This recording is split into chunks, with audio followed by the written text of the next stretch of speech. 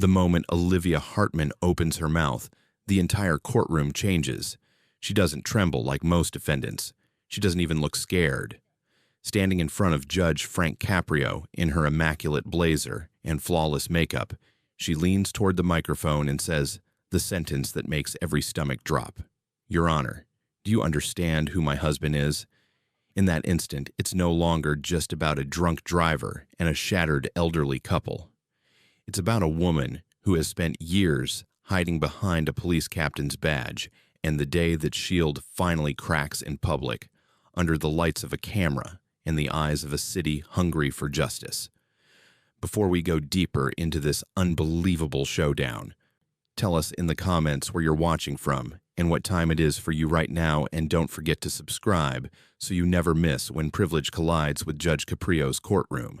On the night everything unraveled, Providence was wrapped in the kind of cold that makes every street lamp seem sharper, every sound echo a little longer. Downtown was alive, but fading bars, closing tabs, couples pulling their coats tight, taxis blinking through intersections. And inside one of the city's trendiest wine bars, Olivia Hartman was just getting started. She sat at a corner table with two friends, all expensive perfume and crystal glasses, the kind of scene that seemed lifted straight from a glossy lifestyle magazine.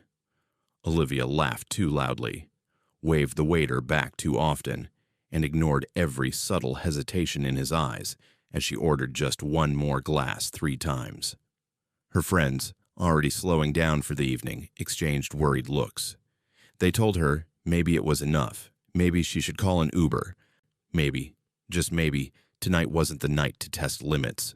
But Olivia brushed them off with the dismissive wave of someone used to doors opening, warnings melting away, and consequences bending to her comfort. "Relax," she giggled, swirling her wine until it kissed the rim. "I'm fine. I've driven in worse." The bartender watched her carefully, the way people do when they sense trouble shimmering just beneath the surface. He asked if she needed water. She smirked. She preferred Cabernet. By the time she stood up, wobbling slightly in her heels, even the bar's ambient jazz seemed to stumble with her. Outside, the night hit her like a wall. She blinked hard, steadied herself against a brick pillar, and made the long, unsteady walk toward her Mercedes SUV. Anyone watching would have known she wasn't okay. Security footage captured her, dropping her keys once, then again, cursing under her breath as she finally yanked the door open and slumped into the driver's seat. The engine roared to life, a stark contrast to the quiet neighborhood she would soon enter. A doorbell camera across the street later recorded the moment, her headlights carved through the dark. She accelerated too quickly, drifting slightly before correcting, speeding through streets meant for families walking dogs or parents pushing strollers. And then she reached the residential intersection of Hawthorne and Elmwood Quiet. Peaceful, the kind of place where neighbors wave from porches. Samuel and Elaine Park never saw her coming. Their old sedan was turning left, heading home after their grandson Noah's 7th birthday party. They'd stayed late to help clean up, laughing as Noah proudly showed them his dinosaur-themed cake. They were tired, content, and eager to crawl into bed after a long, happy day. But at 9:06 p.m., Olivia blew through the stop sign at nearly 45 miles an hour. The collision was brutal, violent enough that nearby homes heard it before they saw it. Olivia's SUV slammed into the Park's car, spinning it 180 degrees before launching it into a telephone pole. The impact crushed the front end like paper. Shattered glass rained onto the asphalt. A neighbor's dog began barking frantically. Samuel's ribs cracked against the steering wheel. Elaine's scream cut through the night, a raw, instinctive cry of pain before the world blurred into blinding white agony. Olivia sat stunned for a moment, gripping the wheel. The dashboard lights flashed warnings she didn't bother reading. She looked up, saw the crushed car, heard Elaine begging for help. And then came the choice, a choice she could have made differently, a choice that would haunt an entire city. Instead of stepping out, instead of calling for help, instead of showing the smallest shard of humanity, Olivia put her SUV in gear, turned hard, and sped away. 15 seconds. That was the time she gave the lives she almost destroyed. Just 15 seconds. Neighbors rushed outside. One man called 911. Another knelt beside the park's car, trying to keep Elaine conscious as she drifted in and out, whispering Noah's name through trembling lips. Meanwhile, Olivia parked her wrecked Mercedes inside her garage, the crumpled bumper scraping the concrete with a sickening groan. She staggered inside the house, kicked off her heels, and collapsed on the sofa. For a moment, she stared at her phone, and then, in a desperate attempt to rewrite reality, she texted her closest friend, "If anyone asks, tell them we left the bar at the same time." A premeditated lie, a calculated step, a tiny thread in a much larger tapestry of avoidance. When officers arrived, she pretended to be asleep, her mascara smudged, her hair a mess, her breath thick with alcohol. When they asked if she'd driven home, she became indignant, confused. "I don't know what you're talking about," she slurred. "Where's my husband? He'll explain everything." But Captain Eric Hartman wasn't home. He was at the station, working a long shift, unaware that his wife had just shattered 2 lives, fled the scene, and now intended to drag his badge into her lies. The moment officers contacted the station to report that the wrecked SUV belonged to Olivia Hartman, the room fell still. A young officer delivered the news to Eric, who listened silently, his face tightening with each word. His voice, normally steady and commanding, cracked only once. Is anyone hurt?"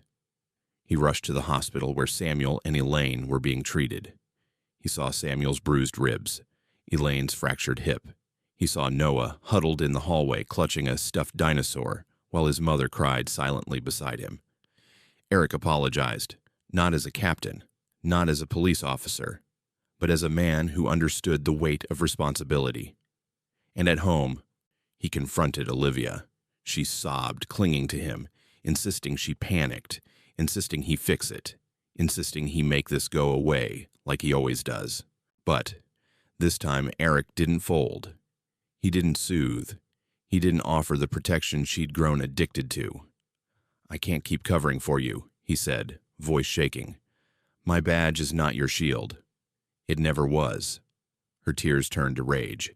She accused him of betrayal, of choosing strangers over his own wife.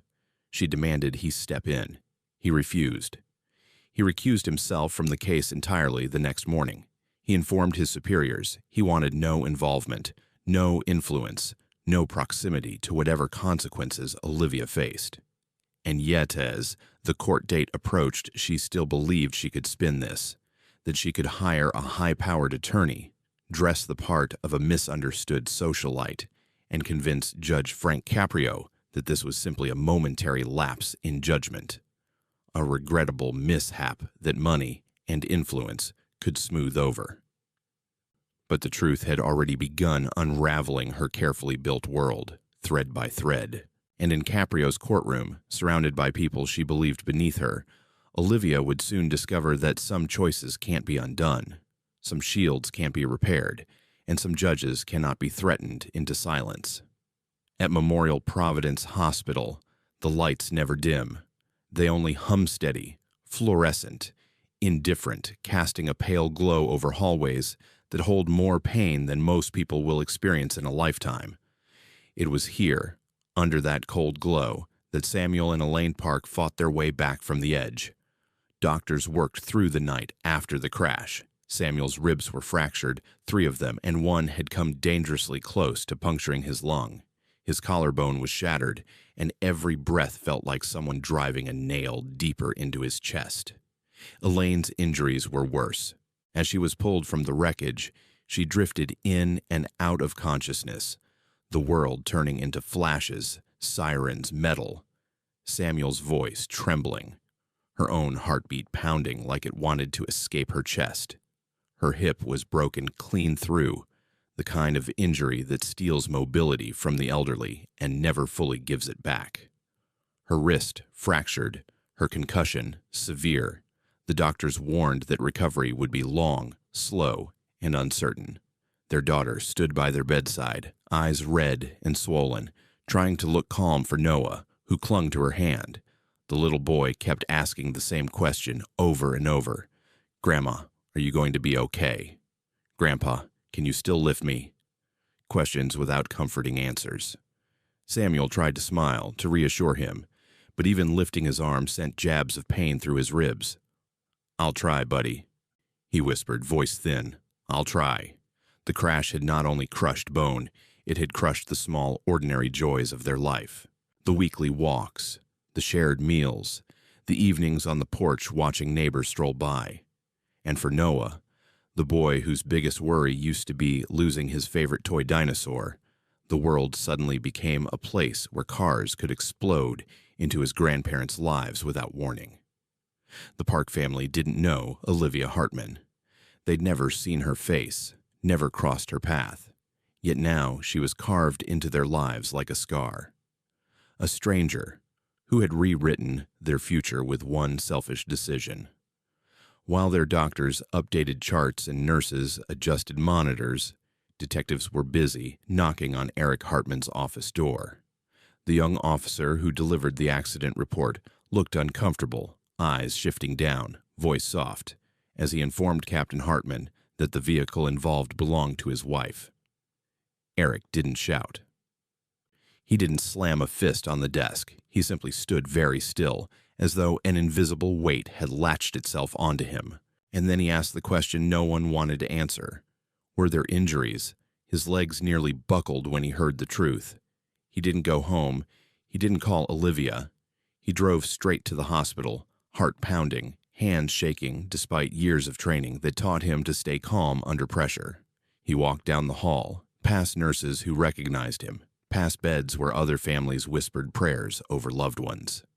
And when he finally reached the Park's room, he stood outside the door for several seconds before gathering the courage to step inside. He introduced himself quietly, without rank or authority. Just Eric. Just a man trying to face something incredibly painful. Samuel looked at him with confusion at first, then understanding. Elaine, groggy from pain medication, blinked slowly as Eric spoke haltingly, voice cracking, apologizing not for the accident itself, but for the woman who had caused it. The woman he loved but no longer recognized. "I don't expect you to forgive her," he said. "I don't expect you to forgive me. But I needed you to hear this from me directly. I'm sorry. I'm so sorry." The Park's daughter nodded stiffly, her jaw tight. Noah peeked out from behind her leg, studying the man whose presence seemed to make the adults heavier. Eric couldn't hold the child's gaze for more than a second.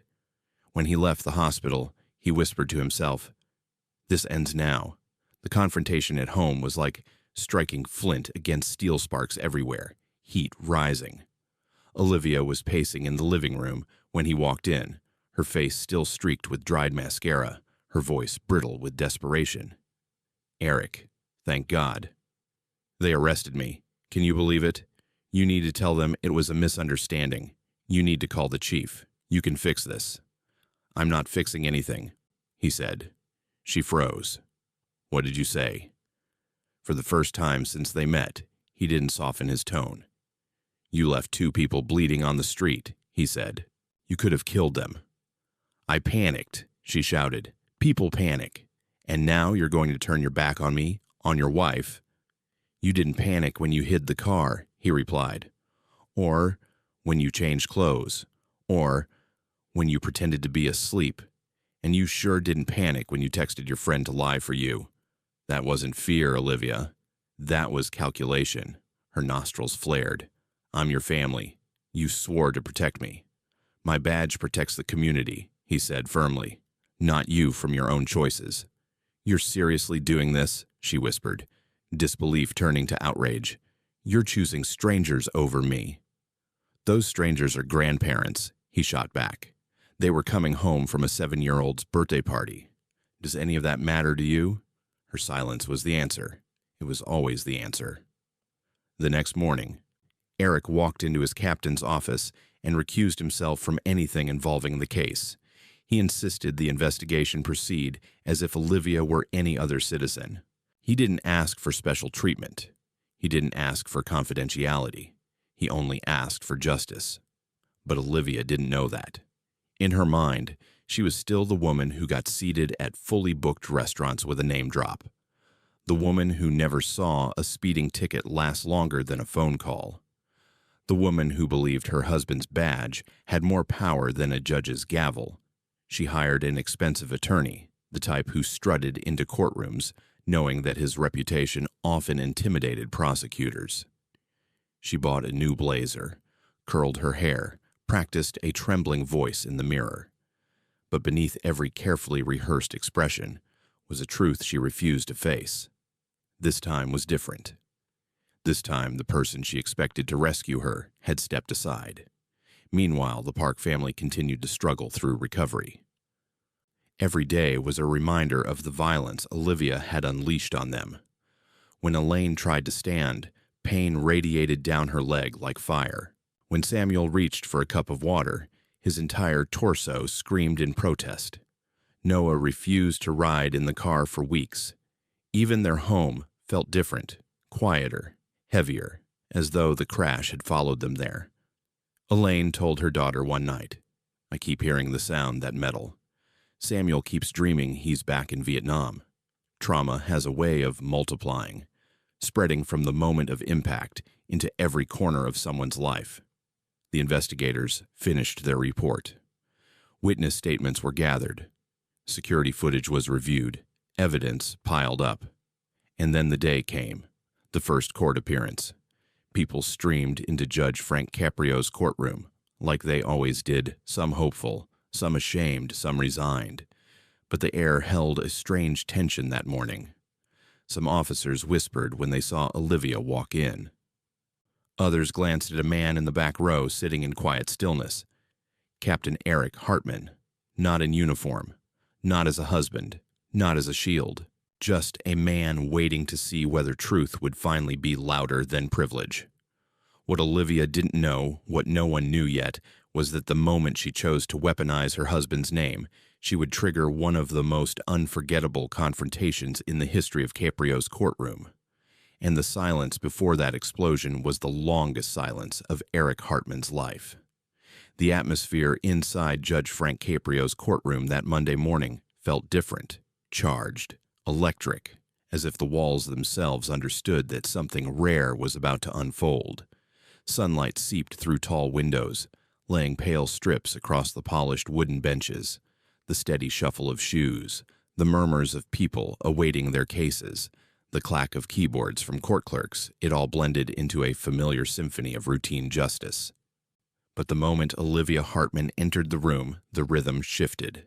She walked with the cool confidence of someone who had spent years being assured that rules were flexible, bendable made, really for other people. Her heels clicked against the floor like small declarations of status. She wore a cream blazer that probably cost more than most folks' monthly rent, paired with a silk blouse and perfectly tailored trousers. Her blonde hair was blow-dried into elegant waves, and her lips were painted a shade of red that felt almost confrontational under the fluorescent lighting. Some defendants enter court trembling, others enter apologetic. Olivia entered like she was late for a luncheon at a private country club, and everyone noticed. She didn't glance toward the park bench where her victim's family would have sat. She didn't scan the room for her husband. She didn't even acknowledge the courtroom staff. She simply lowered herself into her seat with a kind of bored grace, then pulled out her phone as though checking for brunch reservations. Judge Caprio watched her closely. He always observed defendants before they ever spoke. Their posture, their eyes, the small habits that betrayed truth more clearly than any lawyer's speech. In Olivia's case, the message was unmistakable. I am above this. Her attorney, Mark Daly, followed her like a shadow. A tall, polished man in his 50s, he carried a leather briefcase that gleamed like it had its own spotlight. He looked like someone who built his career representing exactly the kinds of clients who needed their rough edges sanded down and their consequences softened. He placed his briefcase carefully on the defendant's table, adjusted his tie, and gave Olivia a tight smile, one that tried to project reassurance, but failed to mask the anxiety hiding behind his eyes. Even he sensed the tension radiating from the bench. When the bailiff called the case state of Rhode Island versus Olivia Hartman, the room fell into a hush. Judge Caprio began by reading the charges. His voice, calm yet firm, carried the gravity of what lay before him. Driving under the influence resulting in serious bodily injury, leaving the scene of an accident, reckless endangerment. The words dropped like stones. Olivia sat still, her expression impassive. She tucked a loose strand of hair behind her ear with the poise of someone adjusting herself before a photo shoot. Her phone remained dimmed but within reach, as if her attention existed in two places at once. Mark Daly rose to speak. He launched into a version of the script he'd likely perfected over decades. His tone was smooth, crafted, warm where it needed to be, and solemn where it counted. He painted Olivia as a dedicated mother, a respected member of the community, a woman devastated by the events of that night. "Your Honor," he began, "my client has lived a life of integrity. She volunteers, she contributes. She has never had so much as a parking violation before this moment. What happened was an aberration, an unfortunate, isolated mistake born out of fear and confusion." He spoke about shock, trauma, the disorientation following an accident. He mentioned Olivia's emotional distress and the immense burden she had been under. He framed her actions as human, flawed, but not malicious. It was a beautifully crafted argument, polished, persuasive. On another judge, on another day, with another defendant, it might have softened the blow, but not with Caprio, not today. When Daly finished, Judge Caprio nodded slowly, his eyes never leaving Olivia. He asked her to stand. She rose reluctantly, blinking as though mildly inconvenienced. "Mrs. Hartman," he said, his tone measured, "I want to hear from you directly. Do you understand the seriousness of the charges you're facing?" Olivia exhaled sharply through her nose, as if annoyed by being called upon earlier than she expected. She placed her hands lightly on the table and looked at Caprio as though explaining something obvious. "Yes, Your Honor," she said. "It was an unfortunate incident. I'm very sorry it happened, and of course, I'm willing to pay whatever costs are necessary to resolve this." Resolve this. As if she were talking about a dented bumper in a Whole Foods parking lot. Judge Caprio's expression didn't change, but the temperature in the room seemed to drop. "You refer to this as an unfortunate incident," he repeated quietly. "Mrs. Hartman, two people were seriously injured. One of them may never fully walk again." Olivia shifted slightly. "I understand that, Your Honor. But my attorney has explained that I was not thinking clearly. It was a moment of panic." "Did you leave the scene intentionally?" Caprio asked. Daly interjected immediately. "Your Honor, as I explained, I asked the defendant," Caprio said sharply. For the first time, a hint of discomfort flickered across Olivia's face. She swallowed. I don't know," she said. "I was scared." Caprio leaned forward. "And after you left the scene, did you hide your vehicle in your garage?" Olivia's lips tightened. "I don't recall." Caprio lifted the police report. "The officers found the vehicle parked inside your garage, Mrs. Hartman. The engine was still warm." Her attorney stepped forward again. "Your Honor, trauma can manifest. Did you change your clothes after arriving home?" Caprio continued, ignoring him. Olivia's jaw clenched. "Maybe. I don't remember." "Did you pretend to be asleep when the officers arrived?" Silence. Then softly, "I might have." "And in the 4 weeks since the crash, have you made any attempt to contact Mr. and Mrs. Park? To apologize? To ask about their recovery?" Olivia's eyes dropped for a moment, not out of remorse, but calculation. "My attorney advised me not to," she answered, almost defensively. "It could be used against me." The courtroom reacted, shoulders tensed. Someone exhaled sharply. Even Daly seemed to shrink slightly, sensing the argument crumble. Judge Caprio's voice darkened. "Legal strategy does not excuse moral obligation." It was a line that landed with force. Olivia lifted her chin, bristling. With all due respect, Your Honor, I have cooperated fully with this process. I've hired counsel. I'm doing what I'm supposed to do. Caprio tilted his head. And yet, he said softly, I see no remorse on your face. Olivia rolled her eyes, actually rolled her eyes, as if his observation were an exaggeration, an annoyance. Gasps echoed across the courtroom. Daly whispered urgently, Olivia, stop. Sit down. But she didn't. She had allowed entitlement to guide her entire life, and in that moment, it guided her again. Your Honor, she said sharply, you don't understand the situation. You're making assumptions. You don't know who I am. Caprio's eyebrows moved a fraction. No, he asked quietly. Then enlighten me. And Olivia did the thing that destroyed everything. She leaned forward, her voice coated in arrogance, and said, My husband is Captain Eric Hartman of the Providence Police Department, one of the highest-ranking officers in this city.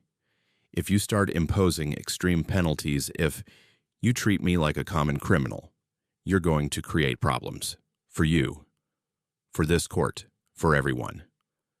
The courtroom fell deathly silent. It was as if the air itself froze. Mark Daly's face drained of color. Judge Caprio didn't blink. And in the back row, a man in civilian clothes closed his eyes, as if bracing for impact. No one yet knew that the most shocking moment was seconds away, because Captain Eric Hartman, whom Olivia had just used as a shield, had been sitting in the gallery this entire time, and he had heard every word. For a full second, no one breathed. The courtroom seemed to suspend itself between two heartbeats, the one before Olivia Hartman invoked her husband's rank, and the one after. People glanced toward Judge Caprio, waiting for the explosion, but the judge didn't so much as twitch. His calm was unnervingly steady. Too steady. A stillness that usually preceded something seismic. Mrs. Hartman, he said quietly, please clarify what you just implied. Olivia didn't recognize the danger in his tone. She mistook composure for weakness. It was the story of her life confusing patience for pliability, assuming silence meant surrender. She straightened her blazer, unaware she was stepping deeper into quicksand. I'm simply saying, she began, that my husband is connected. He knows the prosecutors, the department heads, many of the judges.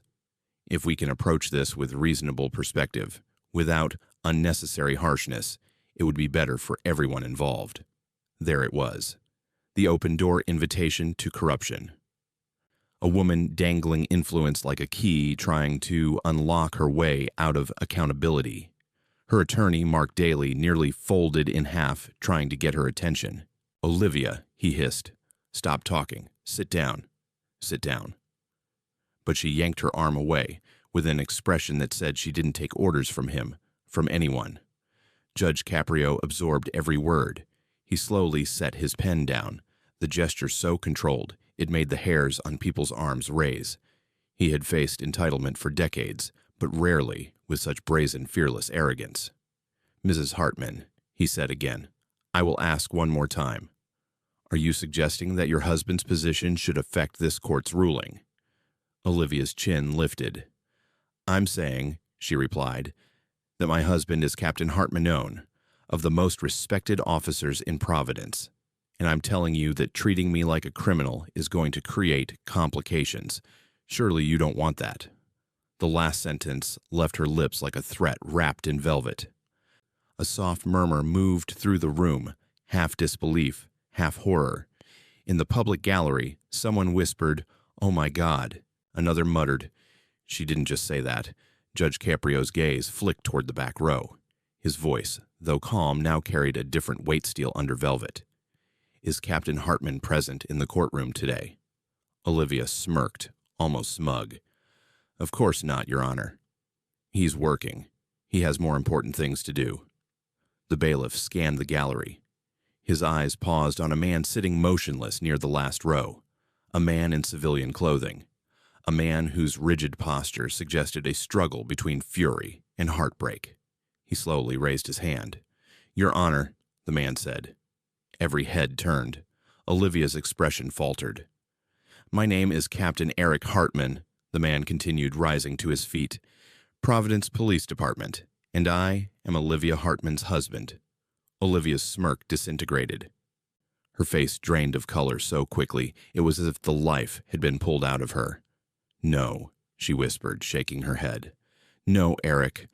What are you? Why are you? Eric stepped out of the row, walking down the aisle, with the posture of a man who had spent 20 years commanding officers, calming victims, and facing men twice his size. But today, every step seemed heavier. Every step was weighted with a truth he could no longer ignore. He didn't look at his wife. He didn't touch her outstretched hand when she made a desperate attempt to grab his sleeve. He kept his eyes forward, on the judge. The room felt church quiet. Even the air conditioner seemed to stop humming. When Eric reached the bench, Judge Caprio gestured solemnly. Captain Hartman, he said, since your name and position were invoked as an attempt to influence this court, I believe you have the right to speak. Eric swallowed. For a moment, he simply stood there, breathing, gathering strength, fighting emotions that flickered across his features like lightning behind clouds. His voice, when it came, was controlled but carried a tremor. Your Honor, I want to make something absolutely clear. I had no knowledge, none of my wife's intention to use my position here today. In fact, I explicitly told her not to. I told her the law should take its course. Olivia gasped. Eric, what are you doing? But he didn't even glance her way. I have served this city for 22 years, he continued. I've worn this badge with pride. I've seen people at their worst and at their best. But what I saw 4 weeks ago, when I learned what my wife had done. He paused, steadying himself. I was ashamed, deeply ashamed. Olivia shook her head rapidly. Eric, stop. Please. The bailiff stepped closer, a silent reminder to remain seated. Eric pressed on. When I arrived at the hospital, I met Samuel and Elaine Park, a 74-year-old grandfather, a 72-year-old grandmother. They were returning from their grandson's 7th birthday party. He looked up, meeting Caprio's eyes, his voice thickening. Their grandson, Noah, told me he has nightmares now. He dreams the car is coming back. He asks if his grandparents will ever be safe. People in the gallery wiped tears from their cheeks. Even some officers lowered their eyes. And meanwhile, Eric said, my wife called it an unfortunate incident. She left them in the street. She hid the car. She pretended to be asleep. And now she threatens a judge with my badge. Olivia started to cry loud, panicked sobs. Eric, please, don't do this to me. He finally turned to her. What he said next cut deeper than any sentence the court could impose. I'm not doing this to you, Olivia, he said. I'm doing this because of you. Because someone has to be the adult you refuse to be. She broke down completely. Hands shaking, face crumpling. Her attorney stood helpless. Eric returned his attention to the judge. Your Honor, I love this city. I love this department. And I love justice. That's why I'm telling you, I do not support any attempt to use my position to influence your ruling. In fact, I'm here to say the opposite. The room leaned in. I believe, he said with painful clarity, that my wife should face the maximum penalty the law allows. A collective gasp tore through the courtroom. Even Caprio blinked. Olivia's scream cracked the silence. Eric! How can you? You can't. But Eric wasn't finished. I visited the Parks every day for a week, he said quietly. I apologized to them. I apologized to their daughter. I apologized to their grandson. And each time I felt more ashamed of the woman my wife has become. He inhaled deeply. I've already filed for divorce. It was the sound of a life breaking open. Olivia collapsed back into her seat, sobbing uncontrollably, shaking her head in disbelief. No, no, no, please, Eric, please. But he wasn't looking at her anymore. He looked at Judge Caprio with the solemn dignity of a man choosing truth over comfort, justice over loyalty, integrity over blood. Whatever sentence this court deems appropriate, he said, I support it fully, and I thank you, Your Honor, for giving justice a chance to do what I couldn't. He stepped back. shoulders heavy but spine unwavering. The entire courtroom stood frozen, caught between heartbreak and awe.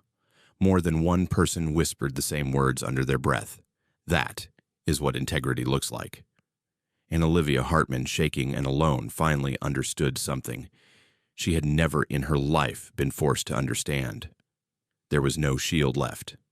No badge, no influence, no escape, only consequences. And Judge Caprio was about to deliver them. For several moments after Captain Eric Hartman stepped away from the bench, the courtroom remained utterly silent. Not the tense kind of silence that precedes conflict, but the heavy, stunned kind that follows an emotional detonation no one expected to witness. Olivia Hartman sat frozen at the defense table, her fingers trembling, mascara streaking down her cheeks in uneven black lines. Her breath came in short, frantic gasps, as if air itself had betrayed her. She kept staring at her husband's retreating back, unable to comprehend the reality settling over her like a collapsing building. He had abandoned her. Not privately, not gently, but publicly. Before an entire courtroom, before cameras, before Judge Frank Caprio, and before the justice system she had believed she could manipulate. "Eric," she cried again, her voice cracking with desperation.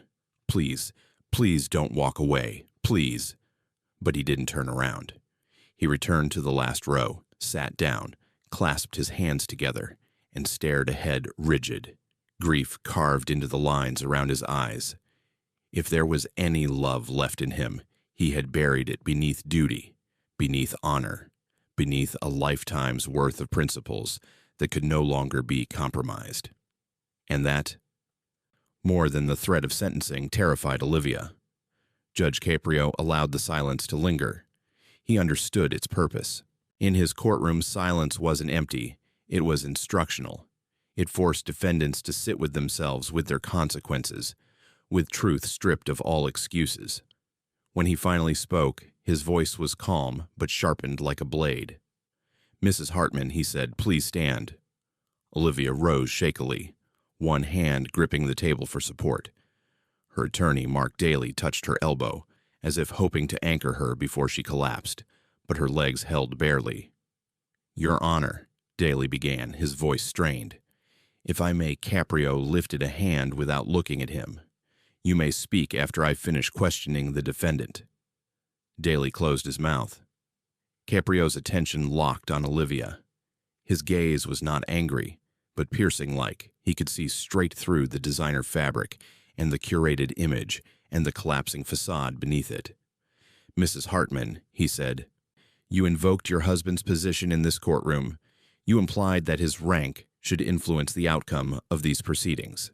And you threatened that failing to take his status into account would lead to complications." Olivia swiped at her tears with shaking fingers. "I didn't mean it came out wrong." Caprio didn't raise his voice. He didn't need to. "Did it come out wrong?" he asked. "Or did the truth reveal itself for the first time today?" She closed her eyes, tears spilling down her cheeks. "I was scared," she whispered. "I wasn't thinking." "You were thinking quite clearly," Caprio replied. "You referenced prosecutors by name. You referenced judges and police leadership. That suggests premeditation, familiarity, comfort." Olivia's mouth opened, closed. She looked around as though searching for escape, but there was none. The judge leaned back slightly. "Mrs. Hartman, how many times in your life have you used your husband's rank to avoid consequences?" The question landed like a punch.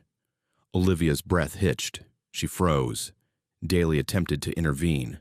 "Your Honor, this line of questioning is entirely appropriate," Caprio cut in, given the defendant's own statements. Olivia stared at the floor. "Answer the question," Caprio said. Her lips trembled. When she finally spoke, her voice was almost inaudible. "A few times." "How many?" Caprio pressed. She shook her head. I don't know. More than 5. She hesitated. "Yes, more than 10. Her face crumpled. "Probably." A ripple of disgust moved through the gallery. People whispered. Eyes rolled. Even Daly sighed quietly. realizing just how deeply his client had damaged her own defense. "Mrs. Hartman," Caprio continued, "have you ever used your husband's rank to intimidate civilians, restaurant staff, police officers, anyone who challenged your behavior?" Another stunned silence, then, barely audible, "Yes." In the back row, Eric closed his eyes. The truth weighed on him, but it also freed him. Every admission from Olivia confirmed that he had made the only choice he could make. Caprio folded his hands. "Very well." He turned pages in the case file, his expression composed but grave. "Let's review the facts," he said. "On the evening in question, you consumed multiple alcoholic beverages. You then chose to drive. You blew through a stop sign at high speed. You struck Samuel and Elaine Parkle-Durley, innocent members of this community, causing severe, life-altering injuries." He glanced up. "Do you dispute any of this?" "No," she whispered. "You did not call 911. "No." "You did not check whether they were alive." "No." "You left them bleeding on the road." "Yes." "You hid your car." "Yes." "You pretended to be asleep when officers arrived." Her voice cracked. "Yes." And afterward, Caprio said, "You made no attempt to ask about the park's well-being. No card, no call, no apology, nothing." "That was my attorney's advice," she said weakly. "That was your choice," he corrected. She broke down again, shoulders shaking. Caprio continued, his tone steady but unforgiving. "And finally, you attempted to use your husband's badge, his reputation, his life's work, to escape accountability. Worse, you implied that this court should fear the consequences of treating you as it would any other citizen." Olivia sobbed harder, her head bowed, her palms pressed to her eyes. Caprio waited for the storm of emotion to exhaust itself.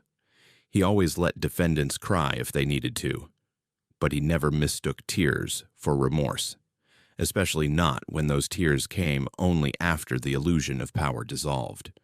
When her sobs quieted, he spoke again. "Mrs. Hartman," he said, "I have listened to many excuses in this courtroom. I have seen many defendants try to bargain their way out of responsibility. But what makes your case particularly troubling is not the accident itself, nor even the decision to flee." He paused. "It is your belief that the rules do not apply to you." A shiver passed through the room. "Your entitlement," he continued, "is not a legal issue. It is a moral one, and morality matters in justice." He then turned toward the gallery. "Captain Hartman," he said, "would you please step forward once more?" Eric rose. Olivia gasped. "No, please, he's said enough." But Eric obeyed, walking to the front with a dignity that silenced the room. Caprio addressed him. "Captain, you have demonstrated extraordinary integrity today. You have placed the law above personal interest, something far too rare in this world." Eric swallowed hard but said nothing. "If there is anything further you wish to say before I proceed with sentencing," Caprio said, "you may speak now." Eric hesitated. His voice was soft but firm. "I only want to say this," he murmured. "Justice shouldn't bend for anyone, not even for the people we love. I failed to stand firm earlier in our marriage, and today I am correcting that." He stepped back, his restraint, his dignity. These were the qualities Olivia had taken for granted, and now she was seeing them for what they truly were, strength she never possessed. When Eric returned to his seat, Olivia collapsed into her chair again, sobbing into her hands. Judge Caprio waited until the room was completely still. Then he spoke the words that would change her life forever. "Mrs. Hartman," he said, voice unwavering, "I am now prepared to deliver your sentence." The air in the courtroom felt tight, so tight that even the seasoned court officers shifted their feet, as if bracing for something monumental. Judge Frank Caprio lifted the sentencing folder before him, but he wasn't reading from it. He already knew what he was going to say. His decisions were never impulsive. Yet what he had witnessed today, Olivia's arrogance, her husband's integrity, the suffering of the Parkshad drawn a line in the sand he could not ignore. "Mrs. Hartman," he began, and Olivia forced herself to stand, leaning against the defense table for balance. Before I impose my ruling, I want you to understand why this sentencing matters, not just for you, but for this community." Her tear-streaked face lifted. Her eyes were red, her breathing shaky, her voice already forming tiny broken pleas that she didn't dare speak aloud. "In 30 years, on this bench," Caprio said, "I have seen accidents. I have seen mistakes. I have seen young people make foolish decisions and grown adults make desperate ones. But rarely have I seen a defendant try so aggressively to corrupt the very system designed to protect her." Olivia flinched. "You have tried," he continued, "at every stage to escape responsibility. From the moment you sped away from 2 elderly victims, to hiding your car, to pretending to be asleep, to failing to show even basic human decency toward the parks, and finally, to invoking your husband's position in an attempt to intimidate this court." She began to cry again, shoulders shaking violently. "Your Honor." 2 didn't stop. Caprio's voice cut through her words with precise, gentle authority. "You will speak when spoken to." Mark Daly placed a steadying hand on her arm, silently urging her to hold herself together. But Olivia felt as if she were standing in the center of a hurricane, every lie, every shortcut, every entitled habit spinning back around to strike her at once. Caprio lifted the victim impact report. "I have reviewed the medical files. Mr. Park suffered broken ribs, a fractured collarbone, and severe bruising. Mrs. Park required hip surgery. She may never regain full mobility. Their grandson, Noah, suffers nightly terrors. Their daughter has taken unpaid leave to care for them. Their lives, every part of them, have been shattered." Olivia squeezed her eyes closed, sobbing into her hand. "And yet," Caprio continued, "you have offered them nothing. No apology, no compassion, no recognition of the pain you caused." He leaned forward. "Mrs. Hartman, justice is not a buffet. You do not get to choose which parts apply to you." A low murmur rolled across the gallery. He set aside the papers. "Therefore, based on the severity of the injuries, your actions before and after the crash, and your blatant attempt to influence the outcome of this hearing, I find it necessary to impose the strictest penalties allowable under Rhode Island law." Olivia made a strangled sound, half sob, half disbelief. No, please." Judge Caprio lifted his hand for silence. "For the charge of driving under the influence resulting in serious bodily injury, you are fined $5,000, and your driver's license is suspended for 2 years." Olivia swayed on her feet. "For leaving the scene of an accident, you are sentenced to 60 days in jail, served on weekends, so that each week you are reminded of the consequences of fleeing responsibility." Her knees buckled. Daly caught her arm. "For your reckless endangerment of the public, an additional $2,500 fine." She pressed her palms to her forehead, shaking violently. "And for attempting to influence this court using your husband's rank, you are sentenced to 400 hours of community service." She let out a choking gasp. 400. "Yes," Caprio replied, "and those hours will be performed at the Providence Trauma Center, specifically in the unit where victims of motor vehicle crashes are treated. You will change linens. You will clean wheelchairs. You will assist nurses. You will look into the faces of people suffering because of circumstances not unlike those you created." There was no venom in his tone, not even anger, only moral certainty. "But there is more." Daly inhaled sharply, as if bracing.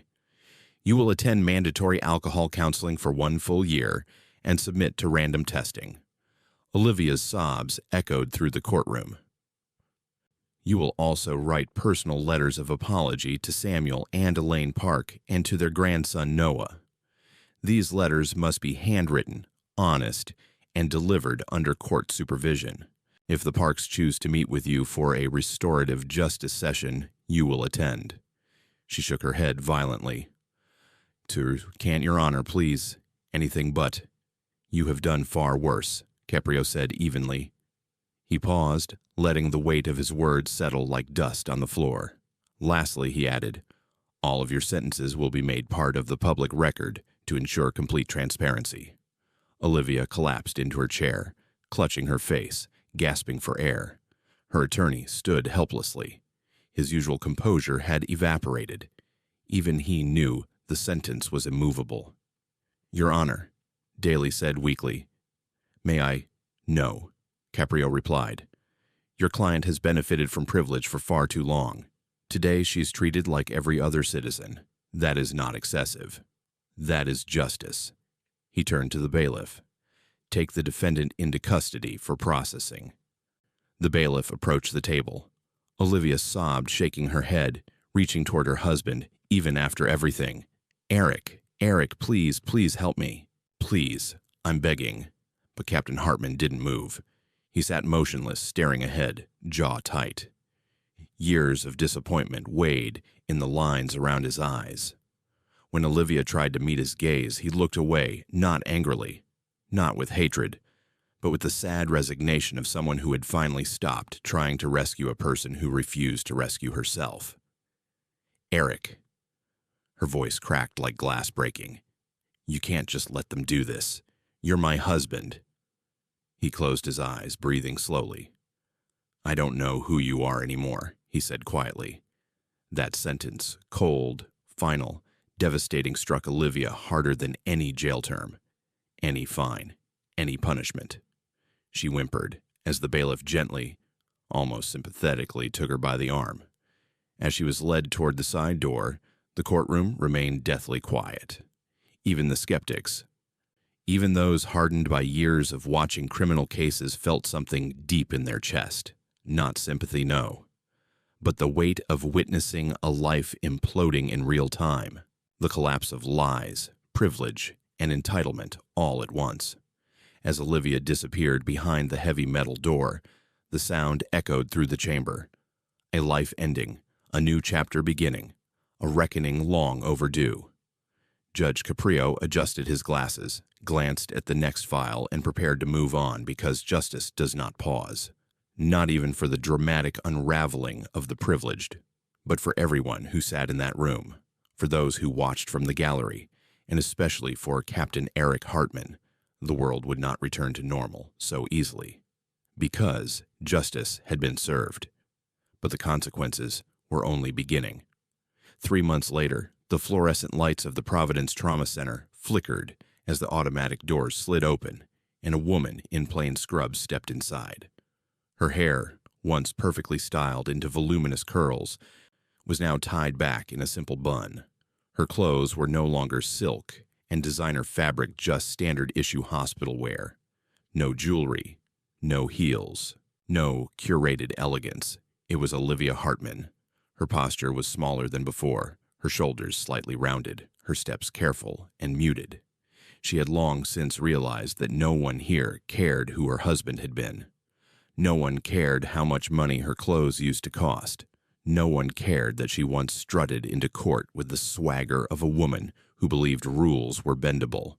Here, she was simply Olivia, volunteer assigned to scrub wheelchairs, wipe down gurneys, help nurses restock supplies, and watch suffering she had once been able to ignore. She signed in at the service desk, grabbed a pair of gloves, and entered the trauma wing. Her first task: clean a stretcher, still stained with dried blood from the night before.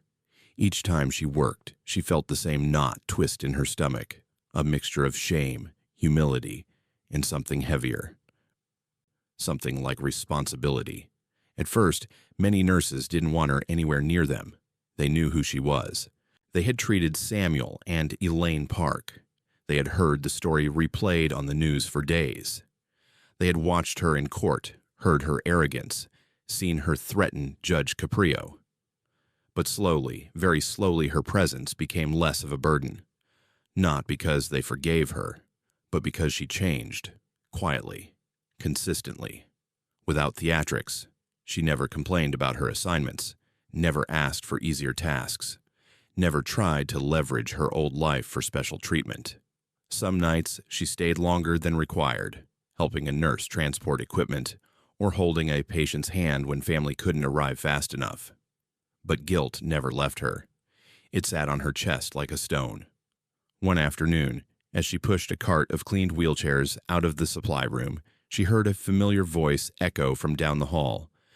"Mrs. Park, are you ready for therapy today?" Her heart lurched.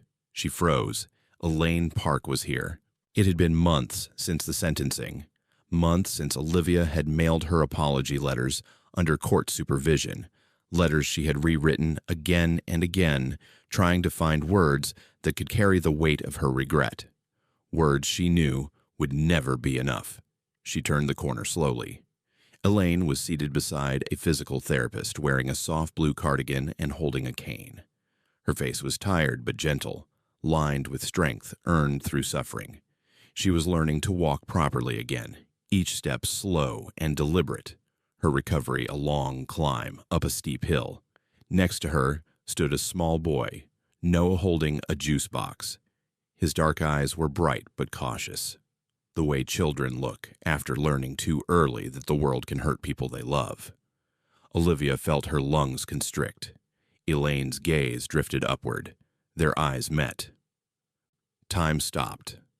The hallway seemed to narrow around them, noise fading to a distant hum. For a moment, Olivia thought Elaine would look away, or turn her back, or call for someone to remove her. That's what she deserved. But Elaine simply watched her. Not warmly. Not angrily. Just truthfully. The therapist excused himself to retrieve something from the equipment room. Noah wandered a few steps away to look at a mural painted on the wall. Olivia stood rooted, unsure whether to flee or fall to her knees. Then Elaine spoke. "You're the one who wrote me the letters." Olivia swallowed. Her voice barely emerged. "Yes." "I read them," Elaine said, adjusting her cane. "All 3.